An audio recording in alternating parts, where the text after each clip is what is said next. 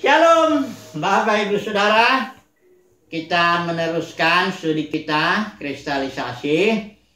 Masih kitab Bilangan. Kali ini kita angkat tema kehadiran Yahweh dalam jemaah padang gurun. Karena Israel itu di padang gurun itu ya sebagai suatu jemaah ya. Gereja sebenarnya di sana ya. Karena Israel nanti sebagai tipe daripada gereja perjanjian baru. Jadi kita melihat dulu bahwa atau barangkali lebih tepat faktor kehadiran Yahweh di padang gurun itu. Karena sebenarnya bangsa Israel ini ajaib juga dia bisa hidup di padang gurun itu ya. Walaupun saya belum pernah tahu itu ke sana padang gurun itu bagaimana. Tapi yang jelas kita sudah bisa bayangkan lah. Bahkan saya pernah mendengar kalau di padang gurun itu kalau sedang panas-panasnya dan ada angin itu pasir-pasirnya bisa sampai membara begitu ya. Kehidupan itu sangat tidak mungkin ada 2-3 juta orang ya. Karena 600.000 pasukannya kalau punya istri dengan anak-anaknya, jangan hanya 2 aja ya, dengan tambah bangsa-bangsa lain udah sekitar 3 juta orang yang bergerak dari Mesir itu ya. Tanpa ada apa-apa, cuma dipimpin Musa dan Harun aja ya. Jadi perjalanan itu seperti tidak mungkin lah ya dilakukan oleh suatu komunitas yang sebesar itu. Bagaimana kebutuhannya ya? Kebutuhan akan air, kebutuhan akan makanan. Kalau bukan karena faktor karena kehadiran Yahweh, kayaknya enggak mungkin lah ya bisa berjalan gitu ya. Selama dari Mesir sampai dulu ke Gunung Sinai, ini sebenarnya persiapan ya. Jadi dari Mesir Tuhan sudah bilang waktu keluar tuh kalau dia jalan ke arah sana itu hanya butuh waktu barangkali 3-6 bulan udah sampai ke Kadesi Barnea atau tempat apanya tuh perbatasan tanah perjanjian. Tapi Tuhan gerakkan dia ke sini, berdiam dia di Gunung Sinai selama kurang lebih 10 bulan. Disinilah ada persiapan ya. Jadi Israel ini dihitung dulu laskarnya ya, laskar generasi pertama itu ada 600 ribuan. Kemudian ini ada di pasal 1 pasal 2 ya. Ditempatkanlah laskar-laskar itu ya. Kita sudah belajar itu. Demikian juga kemah sucinya dikelilingi oleh suku Lewi. Diatur sedemikian ya. Keberangkatannya juga kalau kita lihat di Bilangan pasal yang pertama kali berangkat itu ya. Ketika semuanya sudah siap, berangkatlah Israel itu. Di situ dibilang, oh ini di pasal berapa ini? Pasal 10 ya. Dikatakan di sini, lalu berangkatlah orang Israel dari padang gurun Sinai menurut aturan. Ya, ada pengaturan keberangkatannya itu. Pertama suku Yehuda dulu, kemudian dibongkar dulu kemah suci oleh Harun dan anak-anaknya, baru suku Lewi, Bani Kehat secara khusus yang ngangkat pikul itu, dan semuanya akhirnya bergerak. Semua keteraturan ini, semua mujizat lah ya. Itu semata-mata kuncinya, faktornya yang menentukan itu kehadiran Yahweh di tengah-tengah mereka itu, ya. Kehadiran Yahweh itu yang walaupun sebenarnya bangsa Israel itu secara kebudayaan ya, dia itu bangsa yang cukup tertinggal, ya. 430 tahun diperbudak di Mesir itu membuat bangsa itu sebenarnya nggak tahu persenjataannya maupun kehidupannya mereka lah enggak berkembang dibanding dengan orang-orang yang 7 bangsa di tanah perjanjian itu jelas jauh ya, atau dibandingkan oleh kebudayaan Mesir atau Asyur atau Babel. Tapi masalahnya Tuhan hadir di tengah-tengah bangsa Israel sehingga memelihara perjalanan mereka yang sepertinya mustahil itu ya. Sementara Tuhan tidak berdiam di Babel atau di Asyur atau 7 bangsa itu atau Mesir ya. Tuhan memilih untuk Yahweh itu berdiam di tengah-tengah Israel ya. Dalam artinya inilah yang dipandang disiapkan Tuhan dengan suatu perjanjian Ini juga perjanjian ini juga luar biasa ya. Tuhan tidak mengadakan perjanjian dengan bangsa-bangsa lain, cuma dengan bangsa Israel ada dia Tuhan mengadakan perjanjian dalam kasus bangsa ya. Ini Israel. Jadi perjanjiannya itu juga dahsyat, itu diucapkan ada 10 itu sebenarnya perjanjian itu ya, yang dibilang hukum Taurat itu.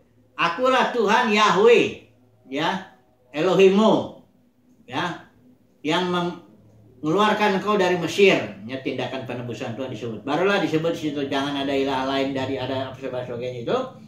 Itu diucapkan langsung di Gunung Sinai itu. Suara Yahweh dari langit bicara gitu loh. Baru ditambahkan ketetapan-ketetapan, peraturan-peraturan mengenai kehidupan bangsa Israel, mengenai kemajuan suci dan sebagainya.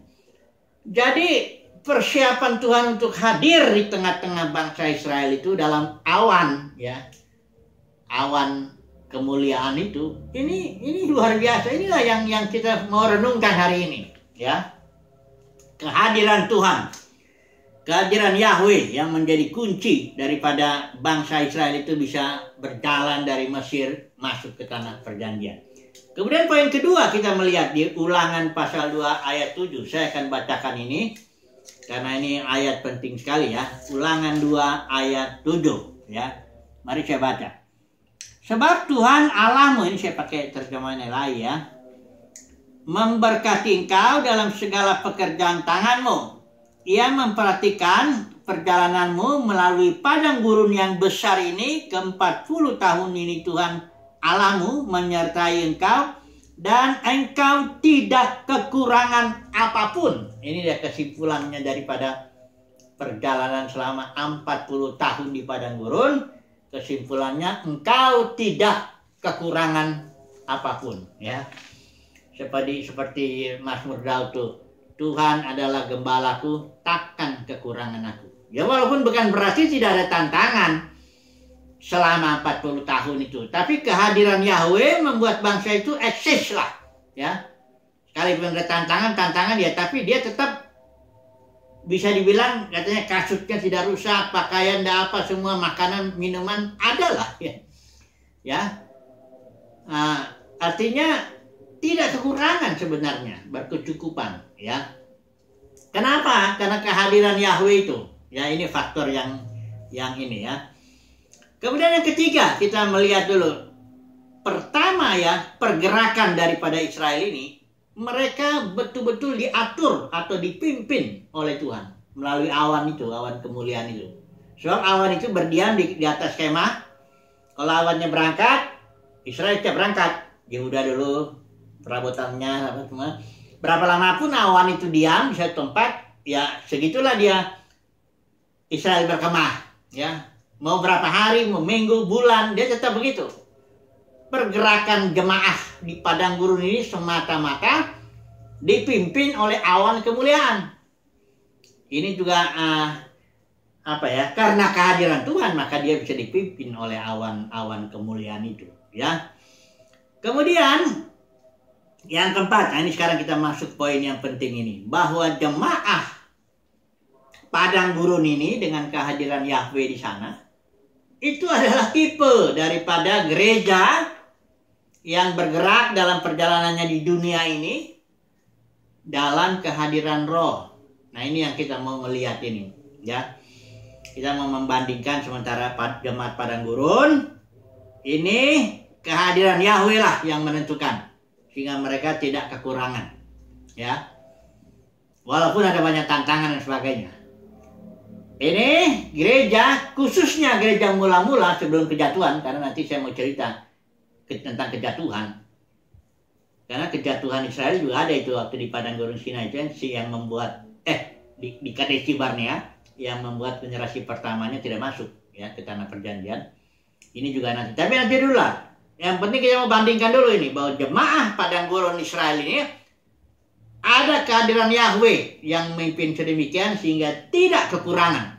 Bahkan mujizatnya pun sangat banyak sekali. Ini juga gereja mula-mula ya dalam perjalanannya di dunia ini. Kehadiran Roh, kan dalam Kisah Para Rasul itu jemaat mula-mula itu, gereja mula-mula itu itu diatur oleh roh. Sama seperti ini, awan kemuliaan. Di sini roh. Ya.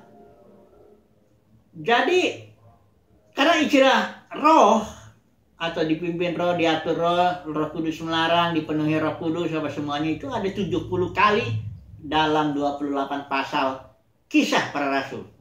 Menunjukkan bahwa gereja mula-mula semata-mata dipimpin oleh roh.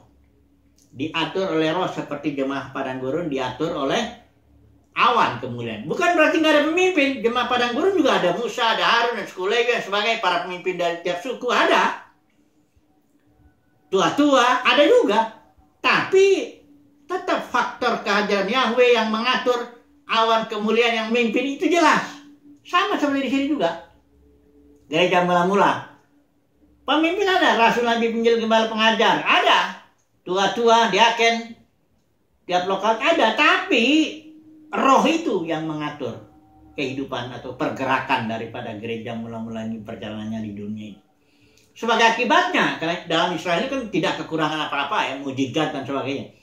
Sebagai ini kalau gereja mula-mula hanya dalam 200 tahun pertama, tanpa gedung, tanpa organisasi, tanpa adanya proposal maupun cari duit, butuh apa, sebab nggak ada sama sekali. Mereka bergerak secara organis oleh kehadiran Roh Kudus, oleh pimpinan Roh. Maka dalam 200 tahun itu, dunia yang dikenal pada waktu itu sudah ditaklukkan. Sudah menjadi Kristen. Dan akhirnya tahun 313 kita tahu itu Kekaisaran Roma ya, Konstantin itu juga jadi Kristen. Tetapi ada satu hal yang harus kita merenungkannya ini hari ini, yaitu kejatuhan daripada jemaah padang gurun ini. Kalau menurut saya mirip sekali dengan kejatuhan gereja mula-mula. Kejatuhan gereja padang gurun ini ketika mereka bergerak ya dari Gunung Sinai, sudah lengkap ini, sudah diatur bagus sekali. Sampailah mereka di Kadesi Barnea itu, di mana 12 pengintai itu melihat dulu ya negeri yang akan mereka taklukkan. Kemudian yang 10 kasih kabar tidak bagus, sementara Joshua dan Kaleb memberi kabar yang memberi semangat lah ya. Memang faktanya ada orang-orang enak di sana yang besar-besar, keturunan raksasa. Ya, memang kalau secara manusia jelaslah 7 bangsa itu lebih maju daripada bangsa Israel. Cuma masalahnya kan kehadiran Yahweh ini. Nah, Israel di sini ketika 10 orang ngomong itu dan yang 600.000 orang itu, mereka nggak percaya. Bahkan kadang-kadang mereka berseru juga kalau ada kesusahan, mereka bertanya, apakah Tuhan hadir di tengah-tengah kita? Katanya gitu. Ini sangat melukai hati Tuhan itu. Mereka tidak percaya akan kehadiran Yahweh sekalipun kehadirannya dalam manifestasi yaitu berupa mujizat-mujizat dalam pemeliharaan ya, memberikan air, roti dan sebagainya. Itu udah jelas, tapi Israel masih tidak percaya, masih ragu. Ya, akhirnya Tuhan ambil kesimpulan mereka tidak ikut Tuhan sepenuhnya. Seperti Joshua dengan Kaleb. Akhirnya berhasil. Maksudnya gagal generasi pertama itu. Ya. Nah, coba dulu kita bandingkan tipe. Ini keajaran Yahweh ya. Kita lihat kunci kegagalan Israel itu di Kadesi Barnea. Itu sebenarnya mereka meragukan kehadiran Tuhan.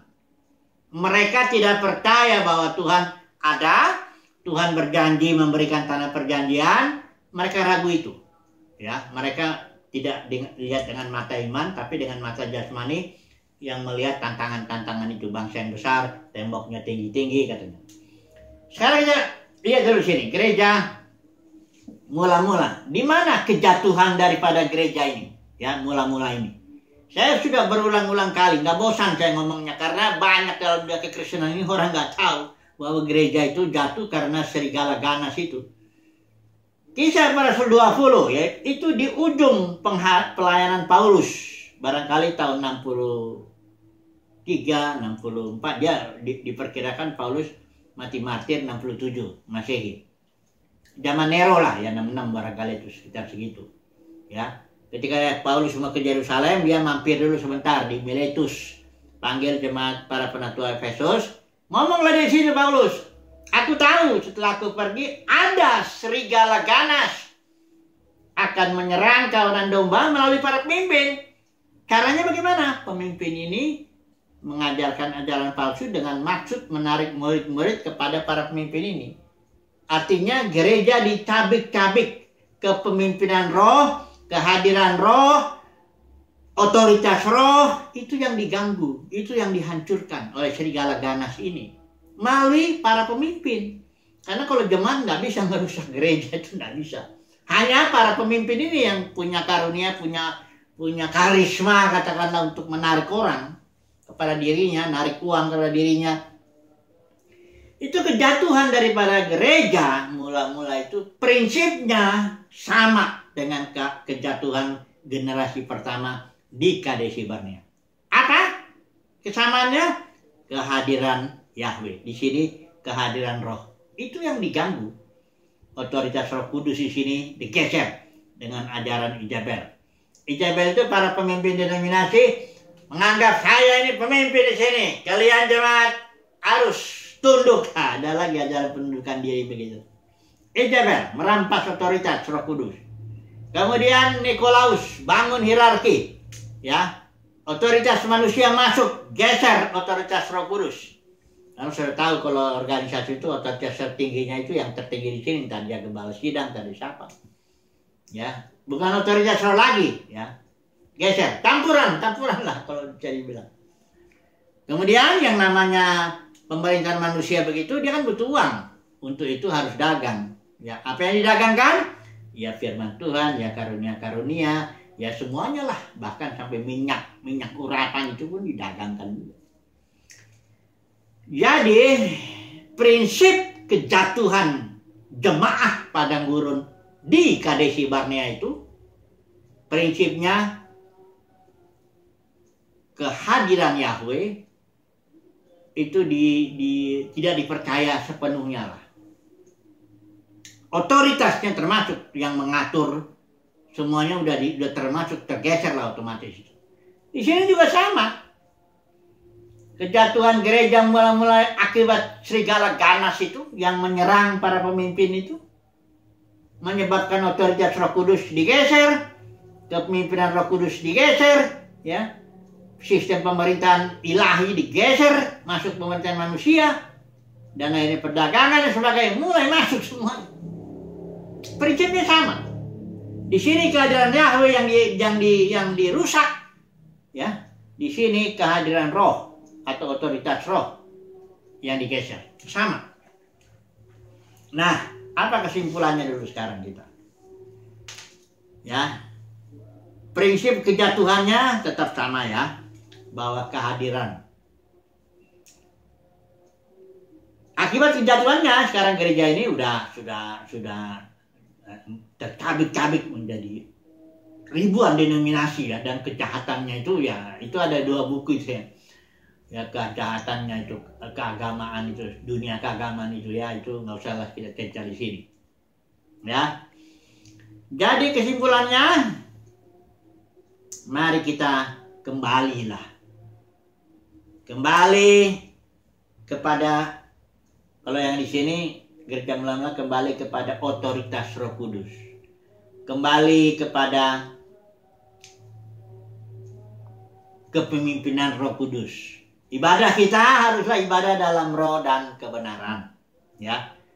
Janganlah kita masukkan sistem pemerintahan manusia, janganlah kita mengatur rumah Tuhan seolah-olah kayak kita ini jagoannya, ya. Semuanya tunduk sama kita ambil keuntungan lagi dari umat Tuhan yang enggak bisa.